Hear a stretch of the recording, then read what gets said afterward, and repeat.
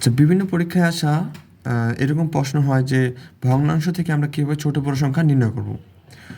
তো এরকম যদি একটা সাধারণ ভগ্নাংশ দেওয়া থাকে সেক্ষেত্রে আমরা একটা নিয়ম ফলো করি যে আর গুণ করে এটার হর এটার লব এবং এটার লব এটার হরের সাথে গুণ করে যেই সংখ্যাটা সবচেয়ে বড় সেটাকে আমরা বড় সংখ্যা ধরে নিই। আচ্ছা, তো আমরা যদি এই নিয়মটা দেখি যে 15 আর 8 এই দুইটা যদি আমরা গুণ করি 15 আর 8 এবং 6 এবং 11, ঠিক আছে। তো আমরা সবসময় হরের উপরে মানগুলোর দিকে রাখবো। তো 6 আর 11 গুণ করলে কত পাই আমরা? 6 আর 11 গুণ করলে পাচ্ছি 66, ঠিক আছে। তাহলে আর 15 আর 8 গুণ করলে আমরা পাবো কত? 120, ঠিক আছে।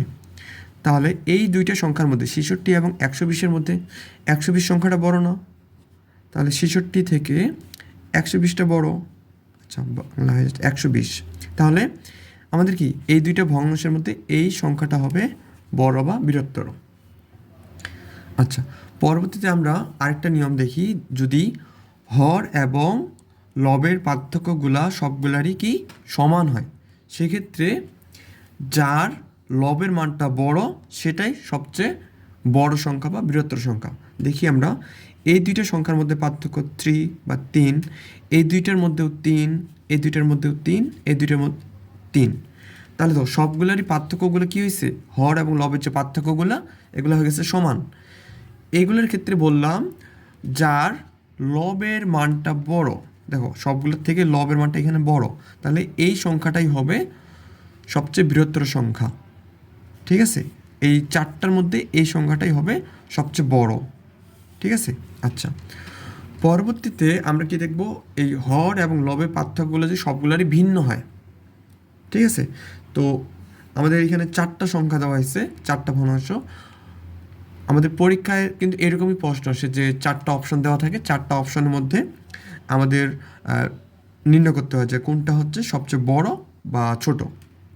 আচ্ছা, আমরা দেখি তাহলে এগুলোর পার্থক্যগুলো বলছে কি ভিন্ন হবে। তাহলে এই দুইটার মধ্যে পার্থক্য কত? 17 এবং 20-এর মধ্যে পার্থক্য হচ্ছে 3, তাই না? আচ্ছা, 24 আর 29-এর মধ্যে পার্থক্য হচ্ছে 5।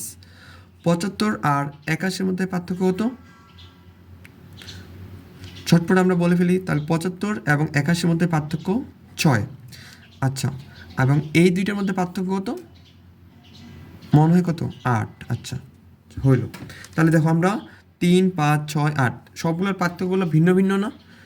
এইগুলোর ক্ষেত্রে আমরা কি করব?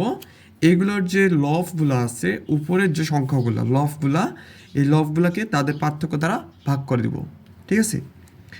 তাহলে 17/3, ঠিক আছে। এই দুইটা ভাগ করলে আসে 5.67 এবং এটার ক্ষেত্রে 24/5 করলে কত আসবে? 4.8।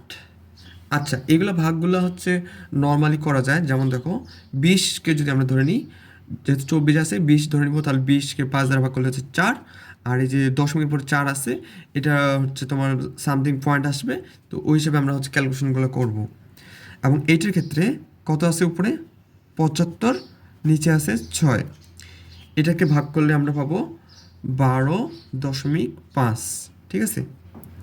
তারপর এই দুইটার মধ্যে 35/8, এই দুইটাকে ভাগ করলে আমরা পাবো 4.37, ঠিক আছে। আচ্ছা, আমার এই দুইটা সংখ্যার একটু কাছাকাছি হয়ে গেছে, তো তোমার পরীক্ষা এরকম আসবে না, ওইরকম তোমার অনেক পার্থক্য থাকবে এটার মধ্যে, তুমি ইজিলি বের করতে পারবো, সমস্যা নেই। তো আমরা দেখি এই চারটা সংখ্যার মধ্যে কি হয়েছে। দেখো, এটা হচ্ছে 5.67, এটা হচ্ছে 4.8, এটা হচ্ছে 12.5, এটা হচ্ছে 4.37। এই চারটা সংখ্যার মধ্যে দেখো এই সংখ্যাটা সবচেয়ে বড় হয়েছে, তাই না? এই সংখ্যাটা সবচেয়ে বড় হয়েছে, তাহলে এটা কার সংখ্যা? এটার। তাহলে এই চারটা সংখ্যার মধ্যে এই সংখ্যাটা বড় বা বৃহত্তর, ঠিক আছে। আচ্ছা, আমাদের যদি উল্টো প্রশ্ন আসে যে ছোট সংখ্যা কোনটা, তাহলে এটার মধ্যে ছোট সংখ্যা কোনটা? 66, তার মানে এটা ছোট সংখ্যা। তারপর এই চারটার মধ্যে সবচেয়ে ছোট সংখ্যা কোনটা ধরে নেব আমরা? যার লবটা সবচেয়ে ছোট। তাহলে এই চারটার মধ্যে লব কার ছোট? এটার, তাই না? আচ্ছা, এইটার মধ্যে দেখি। তো এইটার মধ্যে আমাদের এই যে ভাগফল যেগুলো আছে, ভাগফলগুলা যার ছোট সেটাকে আমরা কি করব, ছোট ধরে নেব। তো এই চারটার মধ্যে সবচেয়ে ছোট কোনটা? সবচেয়ে ছোট হচ্ছে এইটা, তাই না? এবং সবচেয়ে বড় হচ্ছে এটা। তাহলে এইভাবে আমরা সহজে কি করতে পারবো, ভগ্নাংশ থেকে ছোট বড় সংখ্যা নির্ণয় করতে পারবো।